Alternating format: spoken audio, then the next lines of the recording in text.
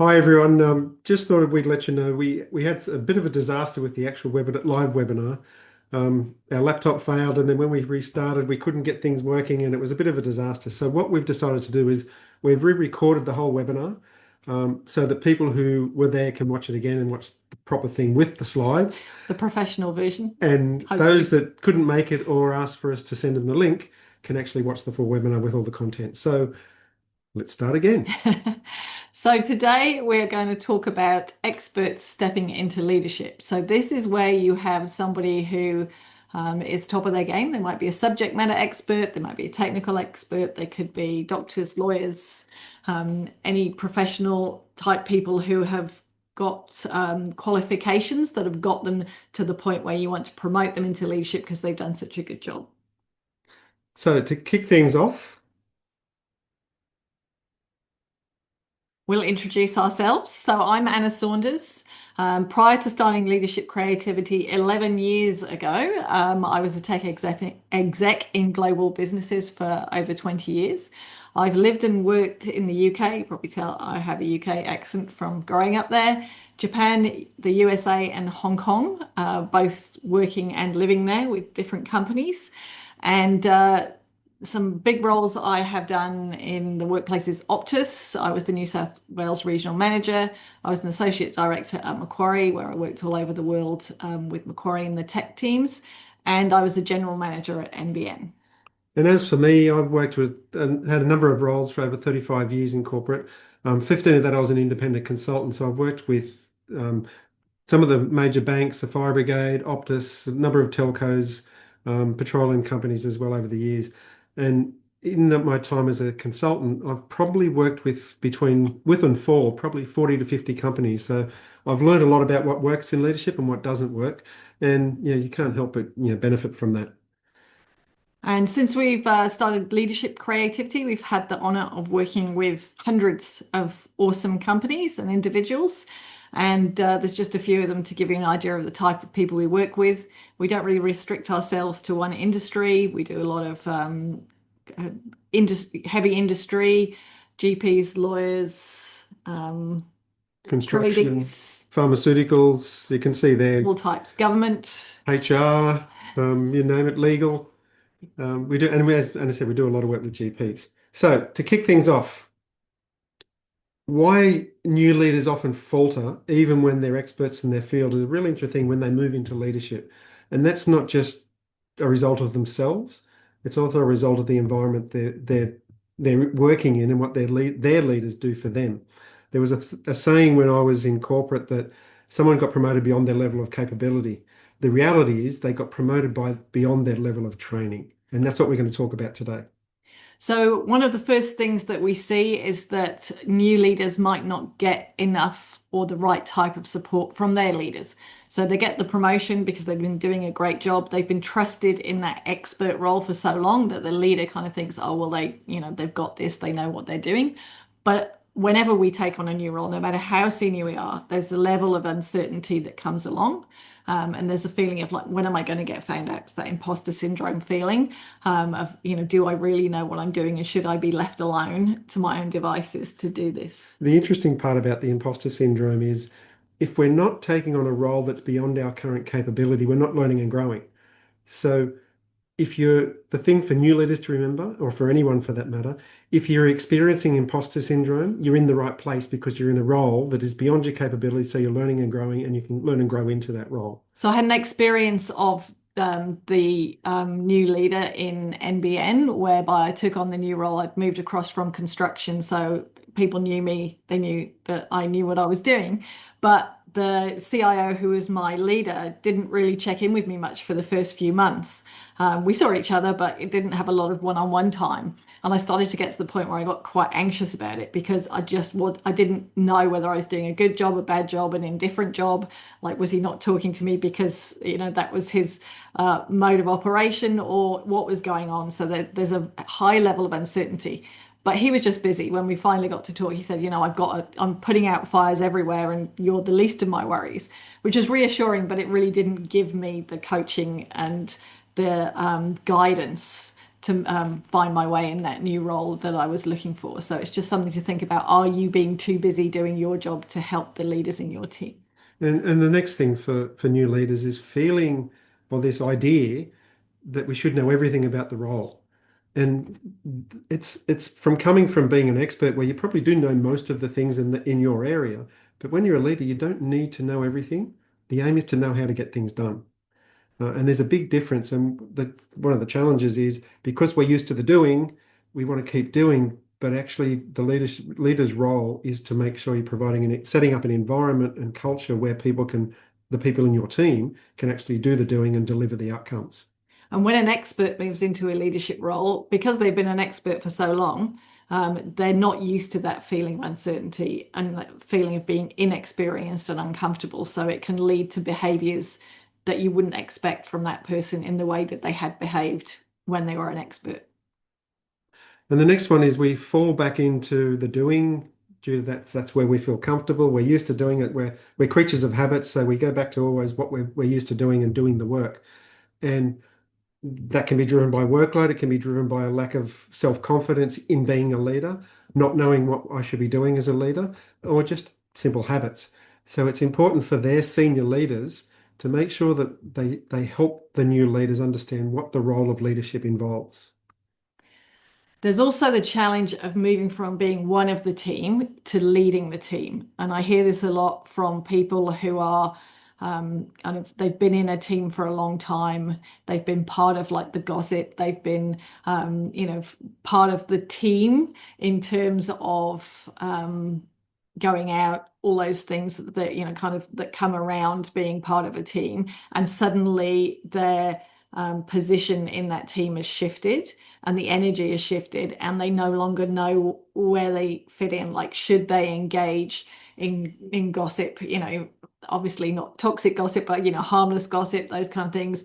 Are they going to be seen as standoffish? Is it their place to kind of pull it back when everybody else is doing that? So it can be a really uncomfortable place, especially for younger people, in terms of I don't want to kind of be the tall poppy and make it out that I've got an ego. So how do I do that without seeming to be standoffish? And there's been times certainly when we've spoken to some new leaders where they feel like they've been excluded because they've become the leader. Now, that may be true to a point, but it also may be just a feeling that they're feeling a bit out of the group because they're a leader now. So they're all little things to deal with. And the next one is being stuck in expert mode and not supporting the team's development. And I think I said earlier, the role of the leader is to set up an environment and coach your team, make sure they feel safe and supported and trusted so that they can do the work and expand and grow their knowledge and skills. And when an expert who becomes a new leader steps up, they go from being the expert where they know all the stuff to someone to feeling like I don't know all the stuff. They need to create an environment and coach and mentor their team. There's a problem with this slide. We should have fixed this from earlier. It was one of the minor technical difficulties that we had compared to the others. So the next one is we struggle with dealing with office and business politics. So if you've had a leader that has protected the team and has been going to meetings and giving appropriate pushback, because of course, everybody wants things tomorrow and we can't always deliver on that. We don't want to overpromise. So you could have had a leader that was in there before is pushing back successfully, and the new leader steps in and everybody tries to pull one over on them to try and get them to agree to things that maybe have already been said no to. So it's poor behavior, but it's human nature. So it's just making sure that they have support in those early meetings. Maybe their leader is going to it with them, or they're getting another subject matter expert to come in with them to talk about timelines and what can or can't be done, just so that they don't say yes because they're being pressured into doing something. And one of the things we work with a lot of teams on is alignment. So in that instance too, is if you've got senior leaders who are giving the same person, particularly a new leader, instruction on the same thing, but they're contradicting instructions, that can create a lot of frustration and confusion because the new leader won't know what to do. Who do I listen to? That can, it creates a lot of problems. And then you've got the generational gap where, particularly when you've got a young leader who's taken over a team and leading a team who have more experienced and older people in the team, both sides can feel a bit weird there. particularly the young leader, when they potentially lack a bit of confidence, because sometimes the older guys will try and pull some things off and play games and test out the young whippersnapper. But it's a matter of making sure that you build rapport, you create engagement, you build that relationship so that there is a level of respect there. And you've got to behave like a leader. And sometimes that's making the hard calls. There's also a piece there around understanding as a leader the different levels of support that people with different levels of experience need. So you could have a leadership style for somebody who is new to the role and is not an expert, where you're spending a lot of time developing them, you're checking in with them, you're putting extra milestones in to make sure that they're understanding and they're not kind of letting anything break and that they feel supported. But if you do that to a senior person who's been there for years, it's going to drive them crazy because they can be fairly autonomous. So it's helping that new leader understand that different people will need different levels of support and encouragement, and not to overdo it for those people who don't require it. Yeah, it all comes back to treating each individual as an individual in terms of what they need from you as a leader. And then there's dealing with difficult conversations and conflict. That can be really uncomfortable even for the more experienced leaders, but particularly for a new leader. And again, particularly when you've moved out of the team to become the leader of the team that you were a member of, and now you've got to have those difficult conversations with people who are your friends as well. There is a process to go through, and it's really about preparing and making sure that you know exactly what it is. But senior leaders need to make sure that they're giving the new leaders guidance on how to deal with those and how to conduct themselves in those difficult conversations. Yeah, and again, it might be that if appropriate, you have additional people sitting in with you for difficult conversations the first few times through to see how it's done. Because people who've done this a lot will recognize that feedback and difficult conversations, there's a process of kind of laying things out in a certain way and then seeking information from the other person, listening carefully, asking good questions to uncover the full story and what's been going on. Whereas a new leader might be so focused on, like, I just need to have the difficult conversation, that they just haven't either developed those skills or they're too nervous to put them in place, which can lead to real problems down the track. So it's being able to provide that support and framework up front so that they have somewhere soft to land. And then, we're all the result of the environment we've grown up in and the people that have grown up around us. So often, without us realizing, we've picked up less than ideal behaviors as leaders from other leaders that we've been working with, because that's what they did and that's what we've seen. So we've started to behave in the same way. And it's not always good. It's not always positive. So it's really important to reflect on your own leadership behavior, understand what type of leader you want to be, and work towards being that, but also for senior leaders to give new leaders feedback around what they're doing really well, the areas they can improve, and what type of leadership team do we want to be? What are the leadership behaviors that we want to display in this business? We also have to think about, when we've got a new leader, do they understand the management practices that need to be in place in order to make leadership work? So if you think about the science of management, there's certain things that you have to have in place in order for the team to operate. You've got to have good systems, good processes, one-on-ones, team meetings, reporting, stakeholder management, customer management, all those things need to be in place. So if somebody is stepping into an existing role, hopefully that's all been handed over. But if there's some kind of transformation or change that's involved, it's going to be really tough for that new leader to put those in place if they haven't before. And then there's the leadership component, which is very much more part of an art form, which also needs development for the new leader. And then don't appreciate different leadership approaches. Often new leaders not only don't appreciate it, but they don't understand the different approaches and different leadership styles, particularly in a hybrid environment. Working in hybrid environments is different. You still need to use the same styles and the same leadership skills and capabilities, but some things you need to apply slightly differently because it's a hybrid environment, i.e., you're not having face-to-face meetings all the time where you can really gauge, body language and feedback and have those open discussions. It's all often via technology and phone calls. So you don't get that real close rapport, that real close interaction, which just requires some different skills. But it's really important for everyone to understand what those skills are and how we deal with leadership, both in the office environment or the local environment or in a hybrid environment. So that's some of the things that we see where leaders often falter and new leaders often falter. And if we kind of take this on two levels, there's the new leaders themselves who need support and need to understand how to do that. But then there's also those leaders of leaders who this also applies for. These are the things to look out for. So we're going to move on to how to make some critical shifts to help the new leaders become great leaders. And we could talk about this for like a full day, at least. We love this stuff, but obviously we've got to condense this down for a short session. So we're just going to sort of skim across it and give you some ideas and some absolute key things that you can do to. And it's about hitting the key things. So the first one is moving from expert to problem solver, from expert problem solver to builder of capability.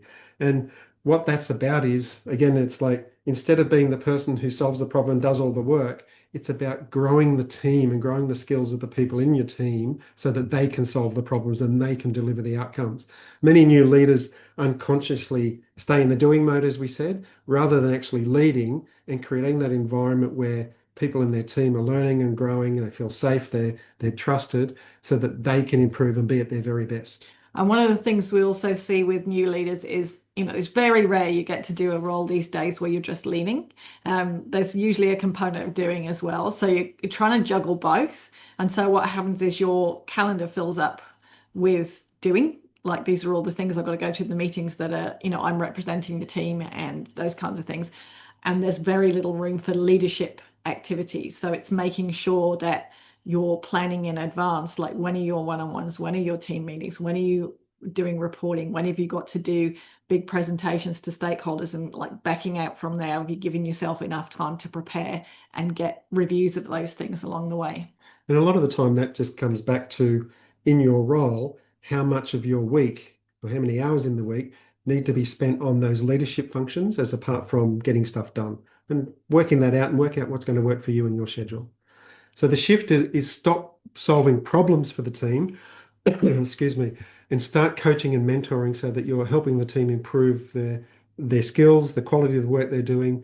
Ask probing questions, ask quality questions. Instead of telling, ask lots of questions to help them work out what the answer is. The ideal thing is you ask a series of questions when they've got a problem, so you understand the problem. They work out what the options are and what's the best option to move forward. And then you can just ask a few questions to check details to make sure they've got it all covered and make sure that they know they've got your support if they need it.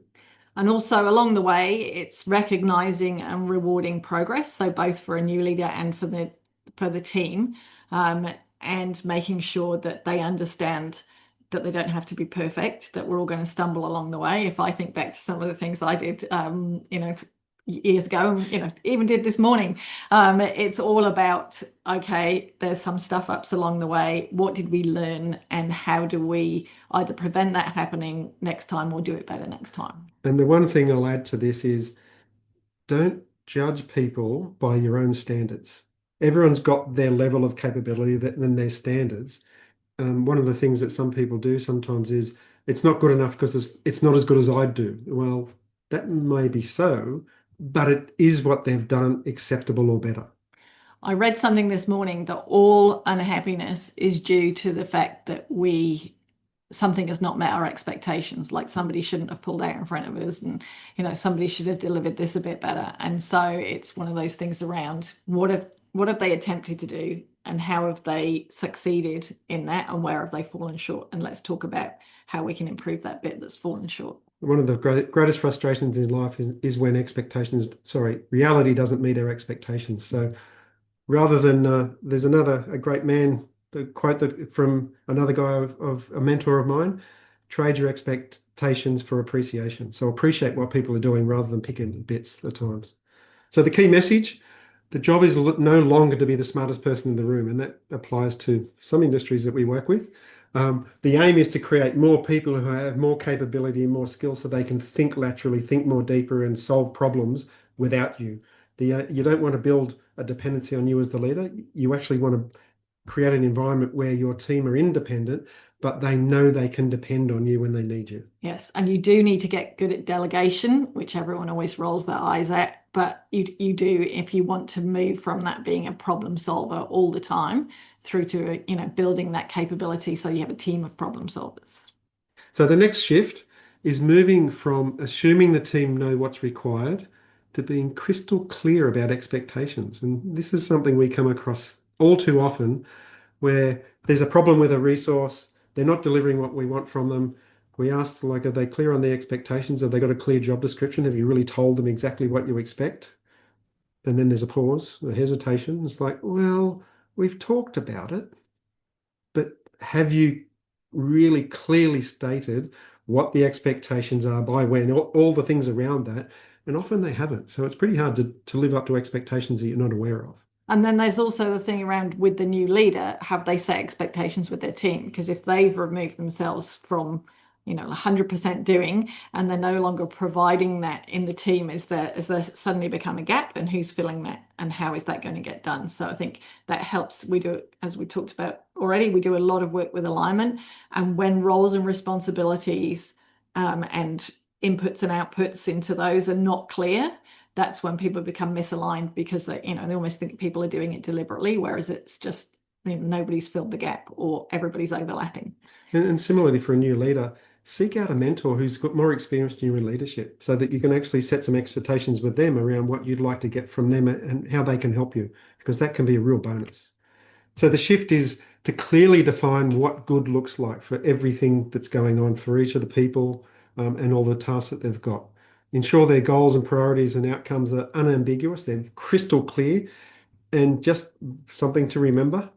Just because you tell someone something once doesn't mean they got it, doesn't mean that they heard it, and doesn't mean it sunk in. Often we get complaints because I've told them so many times, like, yeah, we'll keep telling them and keep showing them and work through it so that maybe there's too much going on and they're not actually hearing it at the time. Yeah. Whatever it is. People are very distracted these days. Yes. So also set milestones for check-ins along the way to track progress. And I had a great mentor in when I was a program manager of, even if you've got something where you're like in, you're all coding for 4 weeks, as in like computer coding, not having heart attacks. We've got different audiences here. So you might have said, it's going to take us 4 weeks to get to this point where we have something to show you. Now, what happens when it's just human nature is that in a void of information, people will assume that or be fearful that something's not on track, and they don't really want to wait for that last day to find out that it's not happening. So a great way to do it is put a milestone on the end of each week. And even if your report says, we've said it's going to be ready in 4 weeks, we are week 1 into the 4 weeks, we're tracking well. That's just going to reassure everyone and keep everyone calm about what's happening. So if you can create those milestones for your team and that kind of thinking, it's just a really great way of managing stakeholders and customers to reassure them that things are on track. And part of that little process of the check-ins too is making sure that they're clear on what's required. They've got everything they need if they need any support.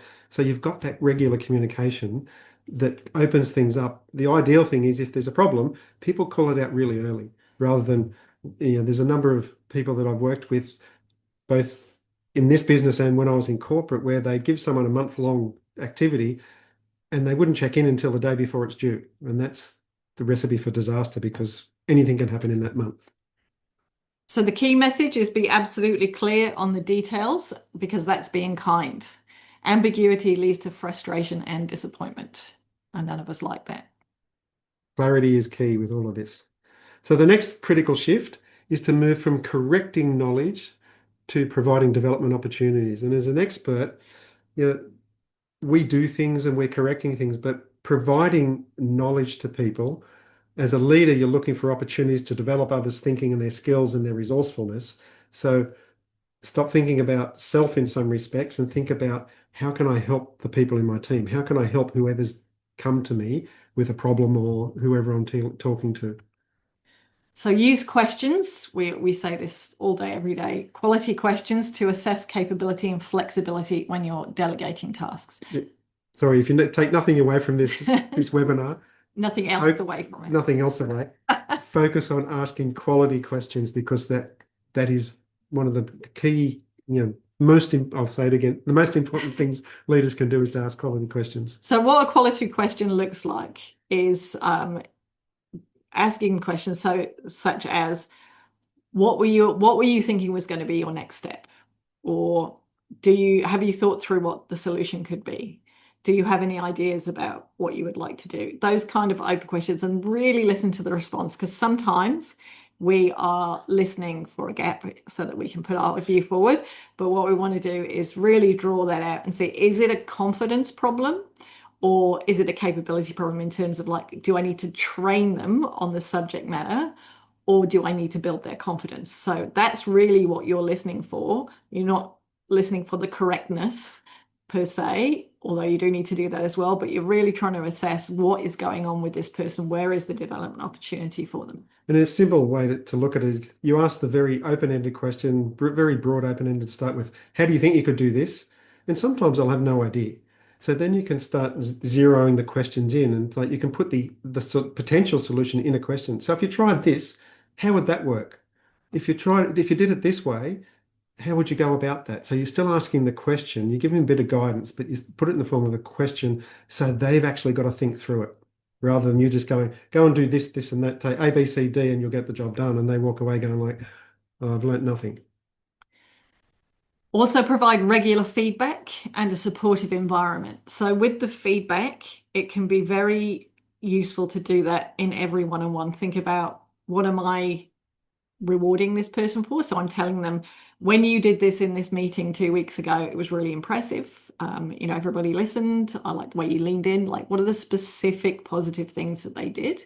If it's a piece of work and there's something technical in there, or a subject matter expert piece and they've nailed it, it's like talking about how well that came across, and do a few on the positive side where you can. And then if they've got some challenges, talk about how they might develop some of those skills. We often think about, when we're developing someone, it's formal training, etc., etc. But often it's those moments of one-to-one discussions about, when you were kind of, sounded nervous, were you? Is because this is what's coming across. That can really help people think, oh yeah, I could do that differently.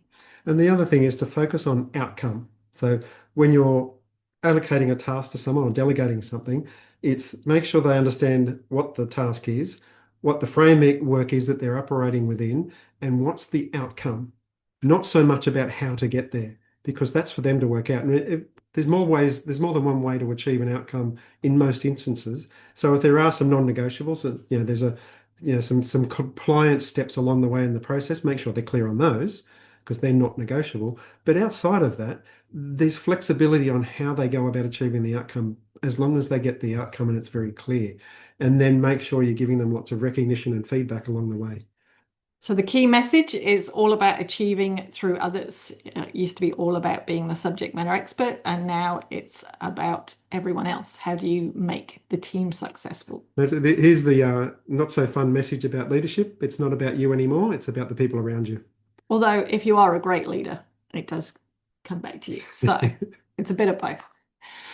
The next one is to move from leading by experience to leadership as a system of habits. Many new leaders rely on instinct and experience, but you haven't always learnt the right things or learnt the good things. Experienced leaders build management structures, frameworks, and tools to support them. And this comes back to the science of leadership, or really the science of management.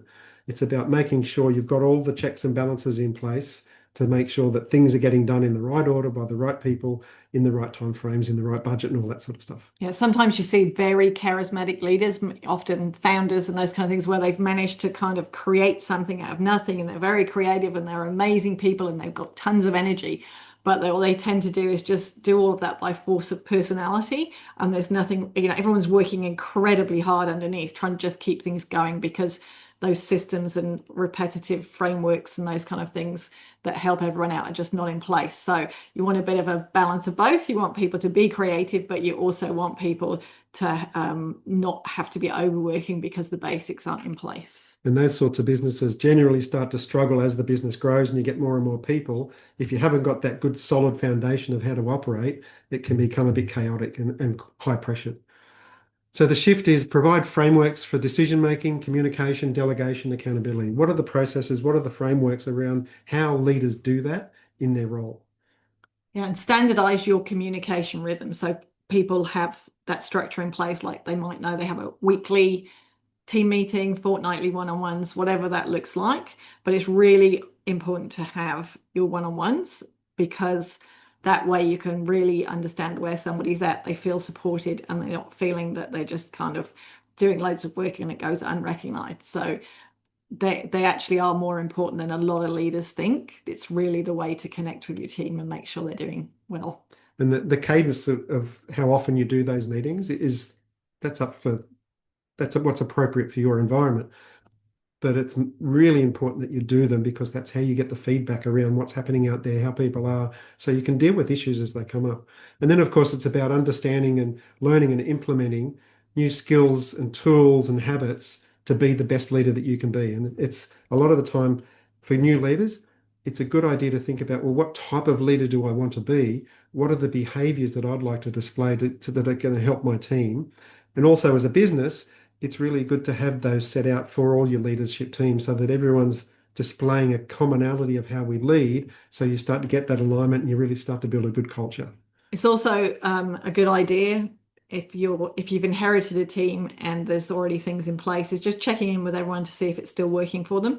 So there's nothing worse than going to like team meetings when it's just really dull and it doesn't really add much value and you're already busy doing other things. So it's being able to say what do they need and what would they like to see in it and how often would they like to have it. So it gives them a kind of bit of freedom of choice and autonomy about what happens and when, and then they'll buy back into it. Whereas if you just kind of say we're having one every week, so you better turn up, that's not really ideal. So ideally, you have an agenda, there's a clear purpose, you've got the right people in the room, and you control the content of the meeting so that you achieve the purpose and cover the agenda. So key message, I'll Is take. having a set of management disciplines that will underpin your leadership success. So it's kind of the stuff you want to pretty much set and forget. You've got to do a little bit of work to set it up, but then it just works. And then you can spend your energy on that more, the art of leadership and working out what's going to light up each individual person in your team. And one of those things in that discipline is scheduling your time to make sure that you've got all those management disciplines scheduled in for your week so that they are getting done and you don't get busy and then forget about them and suddenly a month has passed and you haven't met with anyone, for example.